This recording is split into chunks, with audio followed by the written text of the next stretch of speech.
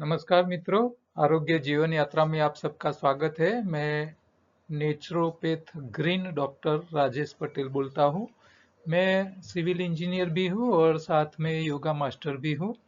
और मैं यहाँ आपके साथ हर रोज नेचुरल डाइट सिस्टम यानी कि प्राकृतिक आहार पद्धति, जिसको मैं योगाहार कहता हूँ, उसके ऊपर हम बातें करते हैं। तो ग्रीन डॉक्टर मैं क्यों बोलता हूँ अपने आप को कि भी हम कोई दवाई आपको बताते नहीं है। कुदरत के जो कानून है उसी को ही समझ के हमारे शरीर को ठीक रखने के रास्ते दिखाते हैं हम। तो हमारी ट्रीटमेंट में कोई रिस्क नहीं होता है। और आप एलोपैथी या किसी भी प्रकार की दवाई लोगे तो वो तो जोखिम वाली ही है। एलोपैथी वाले डॉक्टर्स के तो सिग्नल ही रेड कलर के है, तो उसका सिंबल ही रेड है।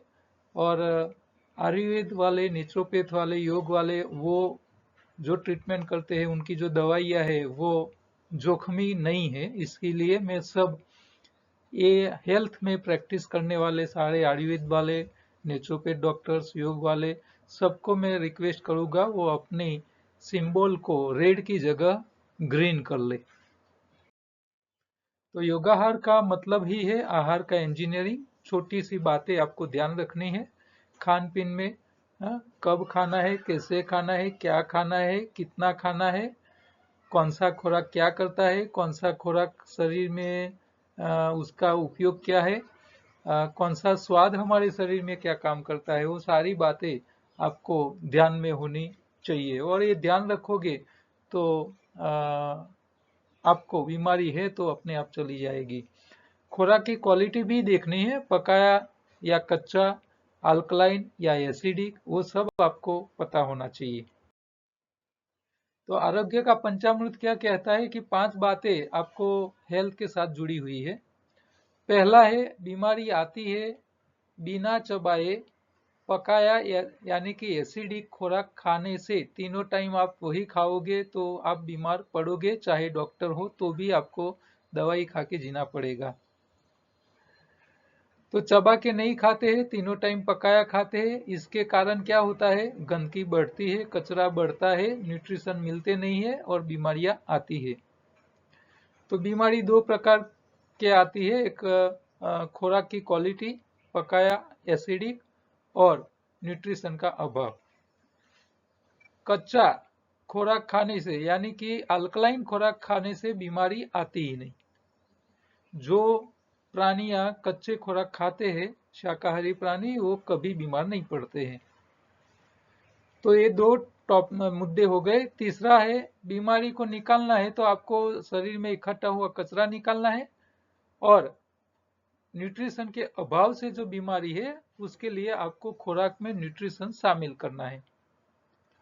रोग से बचने के लिए शरीर में कचरा इकट्ठा नहीं होना चाहिए और न्यूट्रिशन का अभाव नहीं होना चाहिए।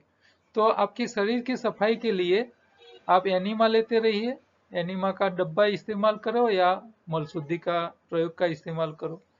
खून की सफाई के लिए हफ्ते 10 दिन में उपवास कीजिए, एक दिन का, या तो हर रोज एक टाइम उपवास करो।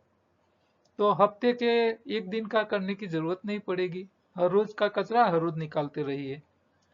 माल न्यूट्रिशन का अभाव जो है, तो इसके लिए आपको पोषक तत्व वाला खुराक खाना चाहिए।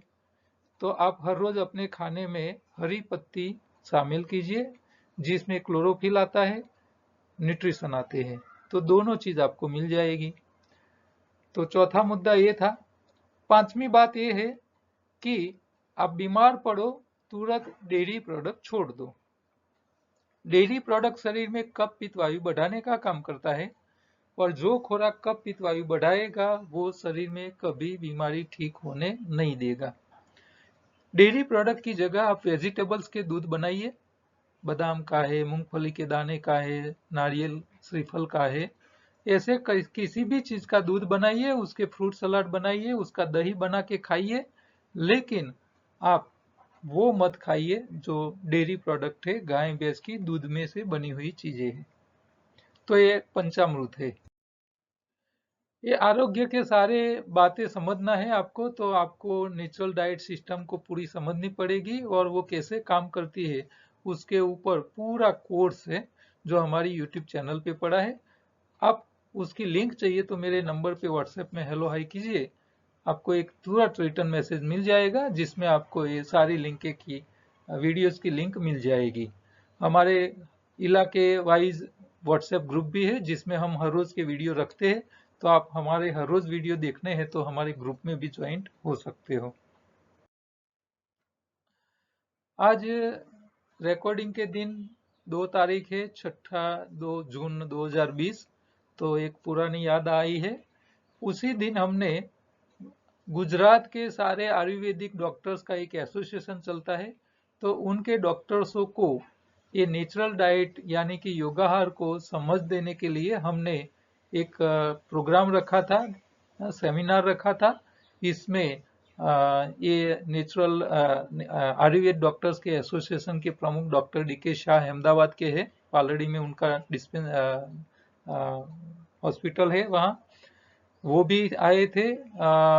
अंबेडकर यूनिवर्सिटी के डॉक्टर विक्रम उपाध्याय थे और सिविल हॉस्पिटल की में चलने वाली बीजे मेडिकल कॉलेज के भूतपूर्व ईएनटी डिपार्टमेंट के प्रोफेसर डॉक्टर छाटबार, जिन्होंने आज तक अपने हाथ 10,000 डॉक्टर्स तैयार किए हैं, वो भी हमारे योगाहार से प्रभावित है। तो वो भी हमारे सेमिनार में उस टाइम अपने एक्सपीरियंस शेयर करने के लिए आए थे। तो ये हमारी पुरानी याद आपको दिखा रहे हैं। कल हमने बाबा के प्रश्नों में लिया था कि एलोपैथी के पास फैटी लीवर और लीवर सिरोसिस, हेपेटाइटिस को क्योर करने के लिए मेडिसिन क्या है। जैसे आपने टीबी और आदि की स्थायी समाधान वैक्सीन ढूंढ के निकाल दिया है, वैसे ही लीवर की बीमारियों का समाधान खोजिए। और एलोपैथी को तो शुरू हो गए 200 साल हो गए, तो इसमें जरा कुछ बताइए, ऐसा सवाल कल हमने चर्चा पे लिया था। आज का बाबा का प्रश्न है, उसके ऊपर हम चर्चा करेंगे। वो लिख रहे हैं कि फार्मा इंडस्ट्री में हार्ट के ब्लॉकेज को रिवर्स करने का उपाय क्या है। बिना बाईपास के, बिना ऑपरेशन के, बिना एंजियोप्लास्टी के स्थायी समाधान क्या है। तो आज हार्ट के ऊपर सवाल है। हमारा हार्ट क्या है, कैसे काम करता है, ब्लॉकेज क्या है, बाईपास क्या है, एंजियोप्लास्टी एंजियोग्राफी क्या है, वो सारी बातें हम चर्चा में लेंगे। तो पहले तो ये हार्ट की बीमारी आने का मेन जो वजह है वो है ब्लॉकेज। आपकी जो हृदय में खून पहुंचाने वाली जो आर्टरीज है, नलिका है, उसमें ब्लॉकेज हो जाते हैं। वो ब्लॉकेज के कारण आपकी जो हृदय में खून पहुंचाने वाली जो नलिका है वो सिकड़ जाती है, छोटी हो जाती है, तो खून का सप्लाई कम हो जाता है। और हृदय को पूरा खून जब नहीं मिलता है तो हृदय को काम करने की शक्ति, जो एनर्जी मिलनी चाहिए मेंटेनेंस के लिए, उसको जो रिपेयरिंग का सामान मिलना चाहिए, वो सब कम शॉर्टेज पड़ता है और इसके हिसाब से हृदय की काम करने की क्षमता कम हो जाती है। तो इसके हिसाब से नलियां बंद हो जाती है, इसके हिसाब से ये हृदय के प्रॉब्लम आते हैं। तो ये बाईपास, एंजियोग्राफी, ये ब्लॉकेज, ये सब हृदय के नलियों में होने वाले ब्लॉकेज के कारण है। ये ब्लॉकेज दूसरी जगह हो सकते हैं। हाँ, आपके हेड में पहुंचाने वाले खून की जो नलियां है उसमें भी ब्लॉकेज हो सकते हैं, हृदय में भी हो सकते हैं, किडनी तक जाने वाली नलिकाओं में भी हो सकता है। हाँ, नीचे पैरों में जाने वाली जो नलिकाएं हैं खून की, उसमें भी ब्लॉकेज हो सकता है। तो ये सब जगह अलग अलग है और हृदय में भी होता है। तो हृदय में जब होता है तब आपका हृदय वीक पड़ता है और ज्यादा ब्लॉकेज हो जाता है। हाँ, 100% जब ब्लॉकेज हो जाता है तो हृदय के जो पार्ट को खून पहुंचना बंद हो जाता है, वो पार्ट डैमेज हो जाता है। तो इसी टाइम में आपको तुरंत हाँ, या तो एंजियोग्राफी पहले करना पड़ता है, फिर एंजियोप्लास्टी करना पड़ता है, यानी कि वहां बलून पहुंचाना पड़ता है, या तो स्टेंट रखना पड़ता है, जगह करनी पड़ती है, या तो स्टेंट रखना पड़ता है। और ये शक्य नहीं है, मान लो छोटी जगह में ब्लॉकेज है, छोटी जगह में ब्लॉकेज है तो वहां आप स्प्रिंग रख सकते हो। कैसी स्प्रिंग होती है बाईपास के लिए? तो आप जो पेन होती है ना, बॉल पेन, तो बॉल पेन के अंदर जो छोटी सी स्प्रिंग होती है, अंदर यहाँ स्प्रिंग होती है छोटी सी, ये छोटी स्प्रिंग है अंदर, तभी हमारी बॉल पेन काम करती है। तो ये छोटी जो स्प्रिंग होती है वो आधे इंच की या इससे आसपास की होती है। तो मान लो आपके हृदय में पहुंचाने वाली खून के अंदर नलिका में छोटा ब्लॉकेज है जगह, तो वहां आपको ऐसी स्प्रिंग डाल के, बलून पहुंचा के वहां स्प्रिंग डाल के रास्ता खुला करना पड़ता है, जिसको एंजियोप्लास्टी, एंजियोग्राफी कहते हैं। तो एंजियोग्राफी में ये चेक करते हैं कि भी कहाँ रास्ता रुका है। एंजियोप्लास्टी जब करते हैं तब ये स्टेंट रख लेते हैं। अच्छा, मान लो ये रास्ता लंबा ब्लॉकेज है, जहां आपको एक स्टेंट से काम नहीं हो सकता है, वहां काफी ज्यादा स्टेंट रखने की नौबत आती है, तो वहां फिर ये स्टेंट रखे नहीं जाते हैं, वहां पूरी पूरी नलिका ही नई बाईपास, हाँ, तो आपके हृदय की जो नलिका है जहां से खून मिल रहा है, वहां से एक छोटा सा नई नली डाल के रास्ते को जो ब्लॉक है उसको बाईपास कर लेते हैं, जिसको हम बाईपास सर्जरी बोलते हैं। तो यहाँ एलोपैथी के पास आपको ब्लॉकेज की जगह स्टेंट रखने का ही अपने पास, उनके पास रास्ता है, और या तो दूसरा बाईपास करने का ही रास्ता है। इसके अलावा उसके पास, एलोपैथी के पास दूसरा कोई समाधान नहीं है। इमरजेंसी है, आपको रिस्क है, तो उस टाइम आपको स्टेंट या बाईपास करा लेना चाहिए, इमरजेंसी है तो। लेकिन आपको इमरजेंसी नहीं है तो इसमें पड़ने की जरूरत नहीं है, आप उसके दूसरे रास्ते कर सकते हो। तो हम यहाँ देखा कि ब्लॉकेज कैसा होता है। यहाँ चित्र में आपको दिख रहा है कि जब आप रिफाइंड तेल खाते हो तो ब्लॉक हो जाते हैं, आपकी खून की नली सिकुड़ जाती है। तो जहां जहां खून कम पहुंचता है वो एरिया हृदय का वो येलो कलर का हो जाता है। देखो ये हृदय में दिख रहा है ना, कि जहां जहां खून नहीं पहुंच रहा है वो हृदय का जो टिश्यू है, सेल है, वो डैमेज हो जाते हैं।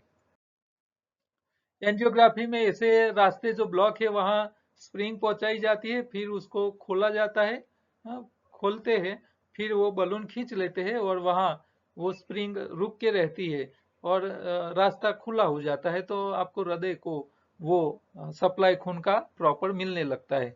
लेकिन इसमें क्या जोखिम है कि ये जो स्प्रिंग आपने लगाई है उसके ऊपर दोबारा ब्लॉकेज हो सकते हैं और दोबारा वो ब्लॉक हो जाएंगे, तो आपको दोबारा ये प्रॉब्लम खड़ी कर सकता है। 2-5 साल में वो दोबारा यही प्रक्रिया करने की जरूरत पड़ती है। तो ये जो रास्ता है वो टेम्पररी है, हाँ, आपका परमानेंट सॉल्यूशन नहीं है। बाईपास में भी ऐसा है, आपने एक नई नई नली डाल दी, लेकिन आपका आपके खान पान में जो चेंज नहीं किया आपने, तो वो जो बाईपास किया हुआ है वो भी नली का, या तो दूसरी हार्ट की नली, वो भी दोबारा भर जाएगी, ब्लॉकेज हो जाएंगे, आपको दोबारा बाईपास कराने की जरूरत पड़ सकती है थोड़े सालों के बाद। मैंने ऐसे कैसे कई पेशेंट देखे हैं जिन्होंने 2-2 बार बाईपास करवाए, 3-3 बार बाईपास करवाया है। ऐसे लोग भी है। क्यों? क्योंकि खान पान की गलतियां सुधारते नहीं है, दवाई खा के चलाते हैं, डॉक्टर की बाईपास से ऐसा मान लेते हैं अब तो मैं कंप्लीट हो गया, अब मुझे कोई दिक्कत नहीं है, खाने में चेंज लाते नहीं है। तो क्यों होता है ये समस्या, हृदय में क्यों होती है, ब्लॉकेज क्यों होता है? तो यहाँ 2 प्रकार की समस्याएं पैदा होती है। एक है चर्बी। तो चर्बी, आप जो फैट खाते हो, चर्बी खाते हो, 2 प्रकार से खाते हो, एक घी और दूसरा तेल। तो हमारे खान पान में एक घी और तेल इतना जुड़ गया है और इसके बिना तो चल ही नहीं सकता। ये मानसिकता माइंड में है इसके हिसाब से हम खाना खाते हैं। अब घी और तेल बाजार में जो मिल रहा है वो तेल, हाँ, आपको एडवर्टाइज ऐसी बताई जाती है कि ये राइस ब्रान तेल खाइए, सनफ्लावर तेल खाइए, आप मकई का कॉर्न ऑयल खाइए। अब राइस ब्रान चोखे में, हाँ, चावल में कितना तेल होता है, फिर भी आपको उसके नाम से बिका जाता है। ये सारे तेल आपके हेल्थ के लिए अच्छा है ऐसा बताते हैं, लेकिन ये सारी बातें गलत है क्योंकि वो सारे तेल रिफाइंड होते हैं। तो हम जब रिफाइंड तेल खाते हैं, घी बार बार उबाला हुआ खाते हैं, और वो भी भैंस का और दूसरी का, गाय का घी हो तो अच्छा है, लेकिन दूसरी प्राणियों का भी घी हम खाते हैं, वो भी डुप्लीकेट खाते हैं, उसमें भी मिक्सिंग हो जाता है। तो यहाँ दो प्रकार हमारे शरीर में कचरा इकट्ठा होता है हृदय में, एक चर्बी का, दूसरा कैल्सिनेशन का। जो जो लोग ज्यादा नमक खाते हैं, वो नमक भी जब सूख जाता है तो उसकी भी पोपड़ी बन जाती है। हम हमारे जो पानी की पाइपलाइन होती है, इसमें नमक वाला यानी कि ज्यादा टीडीएस वाला पानी जब पसार होता है, लोहे की पाइप है, तो इसके अंदर स्केलिंग होता जाता है और क्षार की पोपड़ी लग जाती है और वो रास्ता छोटा हो जाता है। तो यहाँ हमारे हृदय में दो प्रकार कचरा इकट्ठा होता है हृदय की नलिका में, एक चर्बी का, दूसरा कैल्सिनेशन का। अब चर्बी आप रिफाइंड तेल खाओगे। अब रिफाइंड तेल कैसे बनता है, तो फैक्ट्रियों में उसको निकाला जाता है, उसको फिल्टर करने के लिए, साफ करने के लिए, और उसको एकदम प्योर कलरलेस करने के लिए उसको उबाला जाता है। 300 डिग्री उसको उबाला जाता है। और डबल रिफाइंड में तो 2 बार होता है। इसमें केमिकल डालते हैं, एकदम पानी जैसा कलरलेस बनाते हैं, फिर आपको वो डब्बा पैक करके देते हैं। अब रिफाइंड तेल कैसे नुकसान करता है, उसका एक छोटा सा आपको एग्जांपल देना चाहूंगा।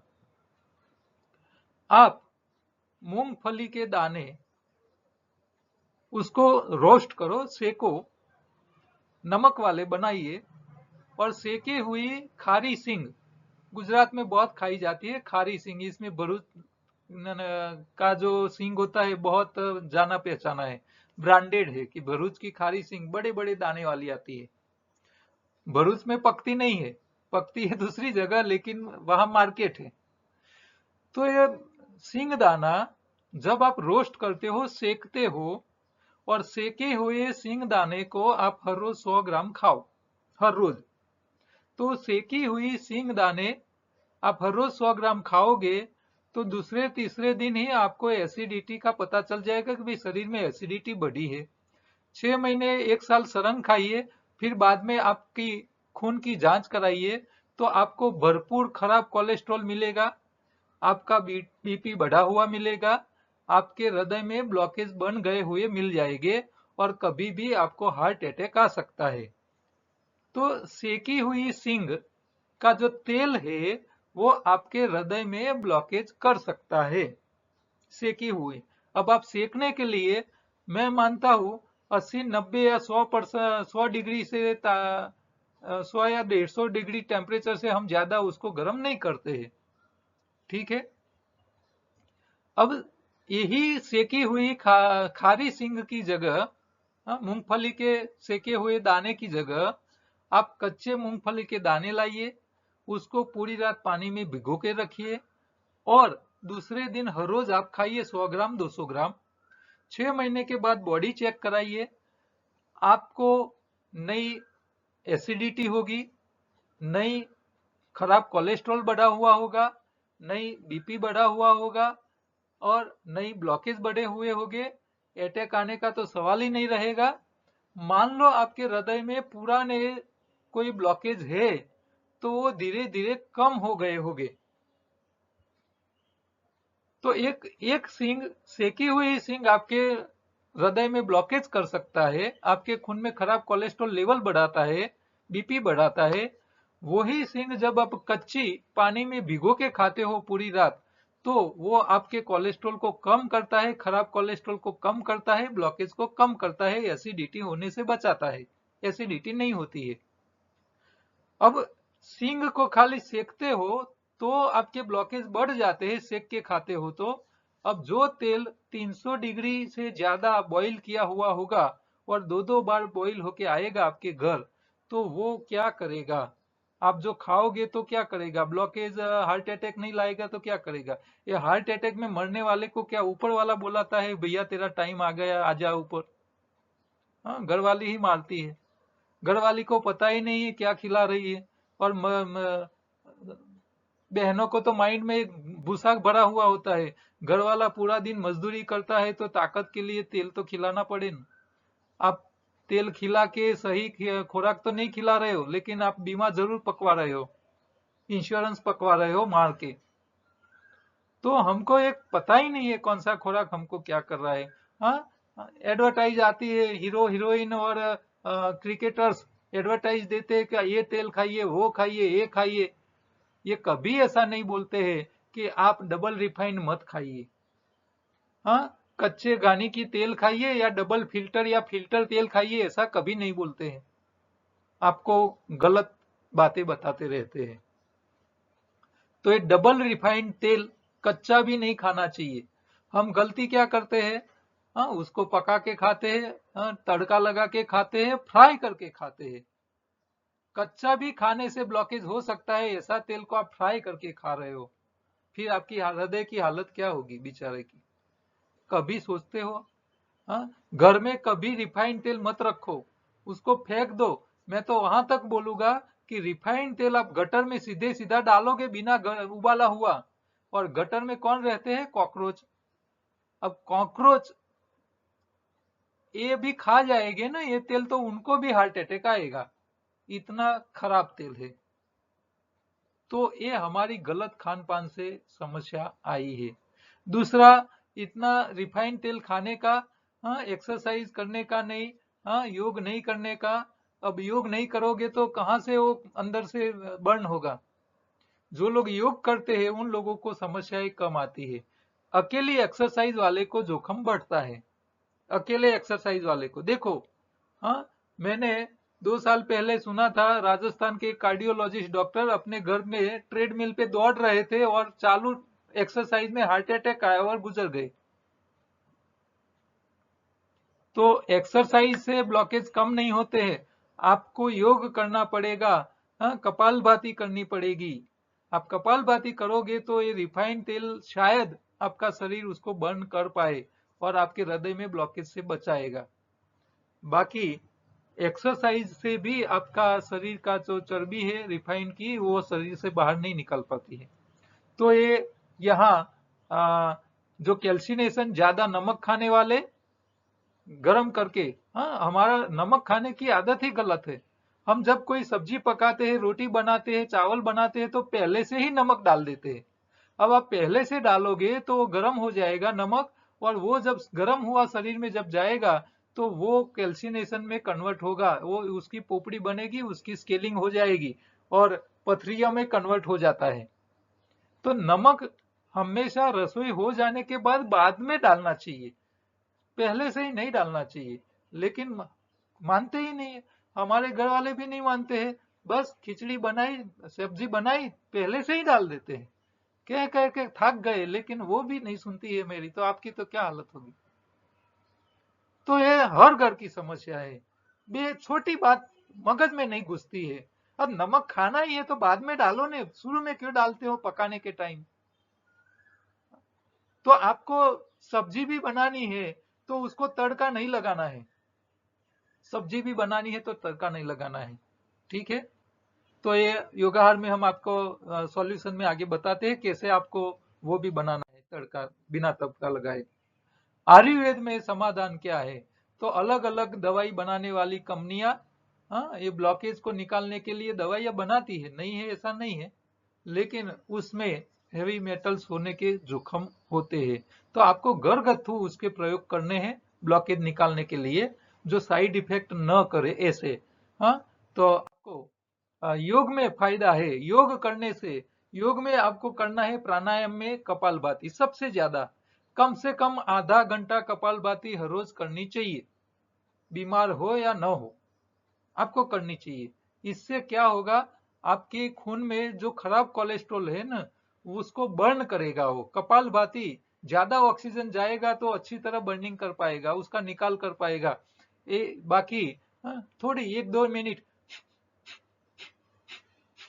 ज्यादातर योग करने वाले जो जाते हैं ना, 2 या 5 मिनट से ज्यादा कपालभाति करते ही नहीं है।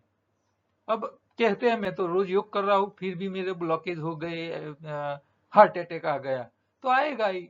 योग में जो ज्यादा करने का है, इसको तो आप सुनते ही नहीं हो, करते ही नहीं हो।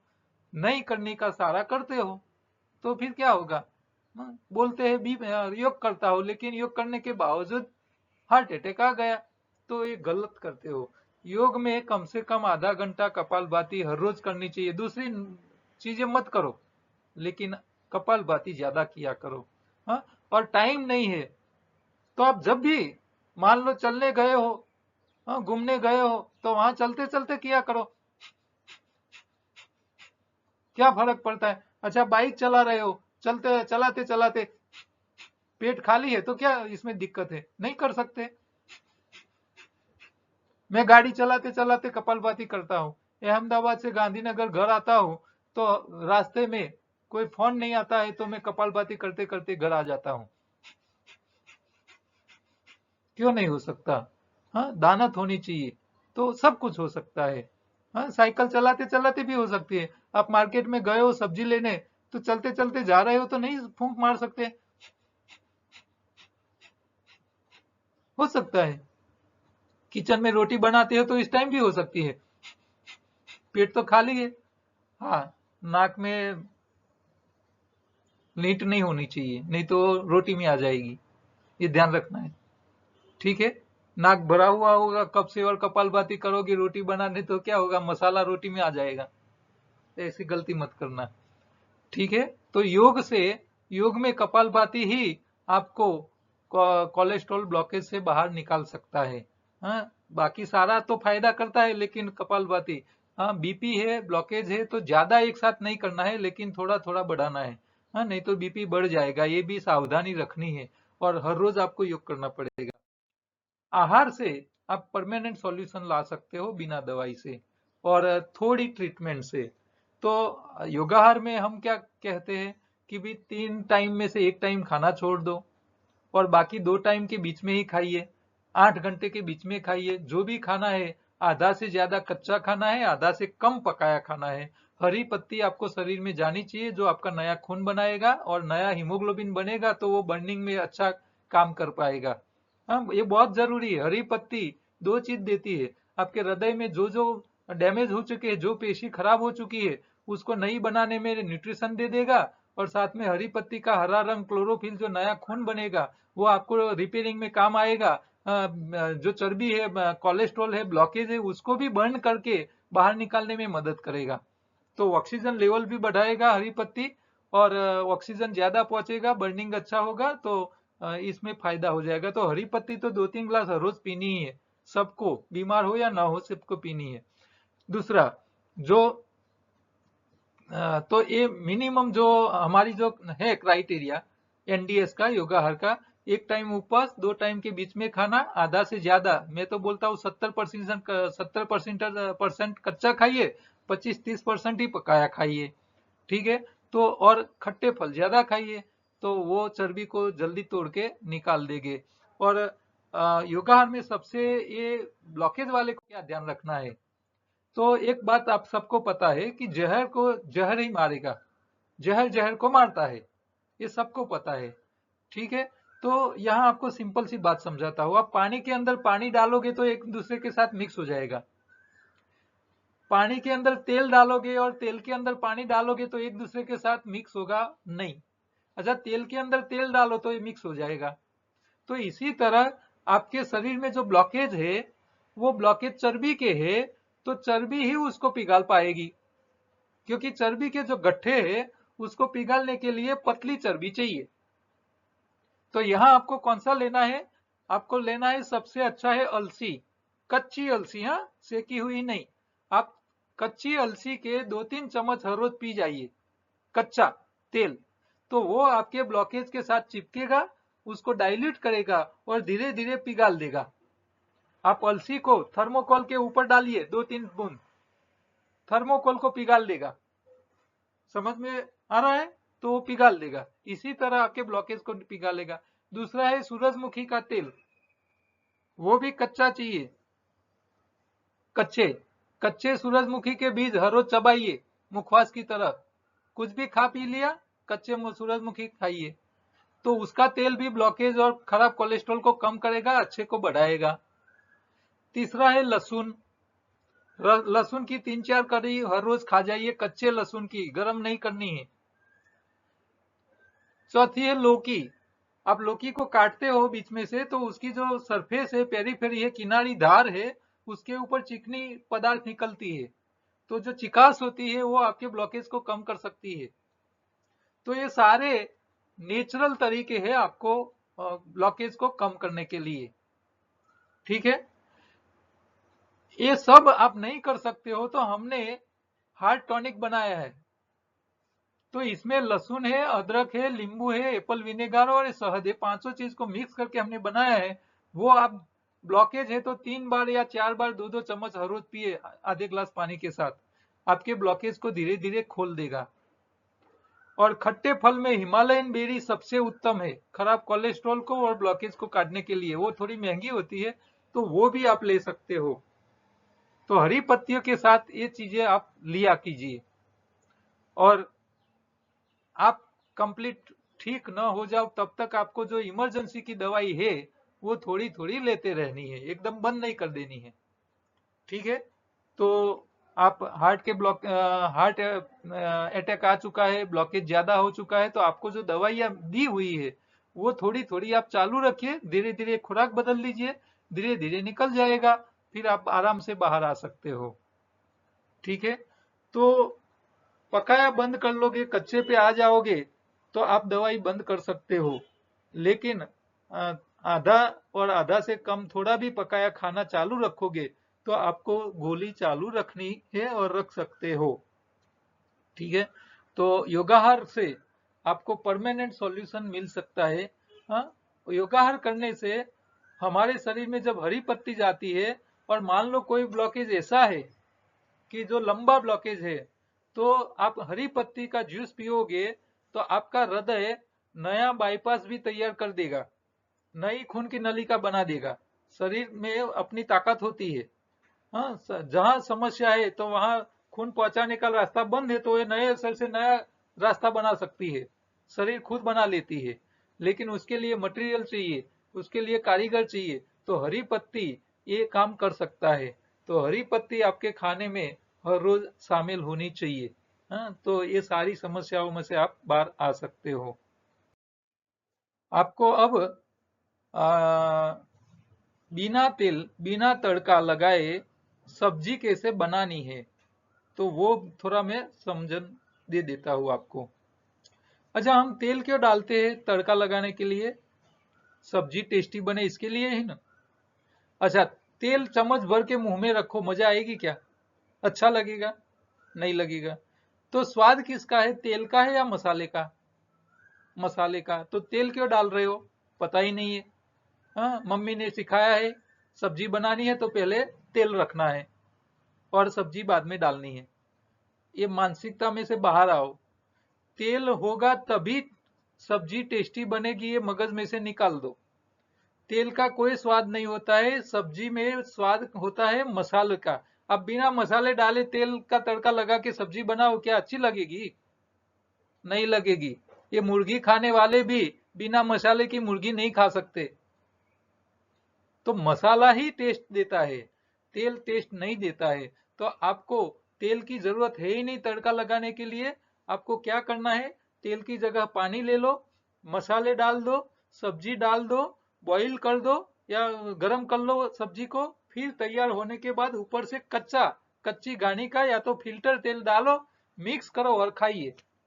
तो इसी तरह आप सब्जी बनाओगे तो वो नई कोलेस्ट्रॉल बढ़ाएगा, नई ब्लॉकेज बढ़ाएगा, और जो होगा वो धीरे धीरे निकाल देगा, क्योंकि कच्चा तेल है इसीलिए। और तड़का लगा के खाओगे तो मरोगे। हाँ, इसमें भगवान भी आपको कुछ नहीं बचाएगा, आप दान करोगे, दक्षिणा करोगे, हर रोज सेवा पूजा करोगे, भगवान की कितनी माला करोगे, कितने जप करोगे, लेकिन आपको नहीं बचाएगा। आपका हृदय कभी भी कोलैप्स हो जाएगा। तो सही तरीका, खाने का सही तरीका भी आपको पता होना चाहिए। तो जरूरी नहीं है कि सब्जी को तड़का लगाओ तभी अच्छी होती है।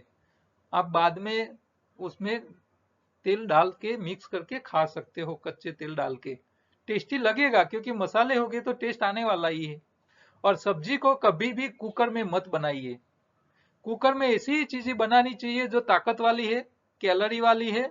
कैलोरी वाली कैलोरी में ही रहेगी और खाने में थोड़ी सॉफ्ट हो जाए तो डाइजेस्ट में अच्छा रहेगा। तो जो चीज पानी में डालो और नीचे बैठ जाए, पानी में डालो और नीचे बैठ जाए, ऐसी चीजें आप कुकर में बना के खाओ तो बहुत नुकसान नहीं है।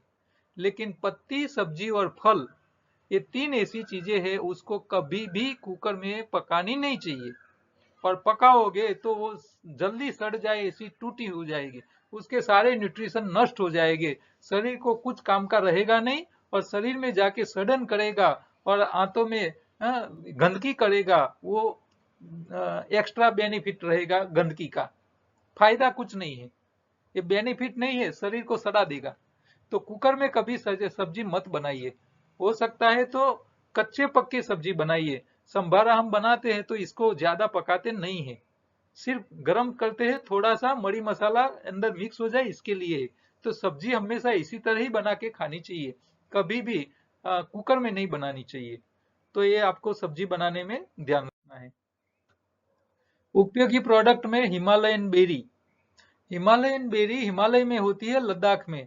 हाँ, यहाँ जो दिखती है चित्र में केसरी रंग का फल आता है, इतनी अद्भुत चीज है कि शरीर के माइक्रो लेवल के सेल और माइक्रो जो हमारे शरीर के टिश्यू है, हर ऑर्गेन के, इसके अंदर जितना कचरा है उसको निकाल निकाल के साफ करके दे देगा, बिना डैमेज किया हुआ। तो आंवला से 50 गुना, शायद 50 गुना अच्छा माइक्रो लेवल की सफाई बॉडी में कोई करने वाला फल है तो वो है हिमालयन बेरी। वो आपको जूस के फॉर्म में भी मिलता है और पाउडर फॉर्म में भी उपलब्ध है। आप दोनों में से कोई एक मंगवा सकते हो। ठीक है, तो उसका प्रयोग हर रोज 2-2 चम्मच 2 बार, जिसको ब्लॉकेज है वो लोग खाली पेट, ये लेने के आगे पीछे 1-1 घंटा कुछ लेना नहीं है। इस तरह आप ये हिमालयन बेरी का प्रयोग कर सकते हो।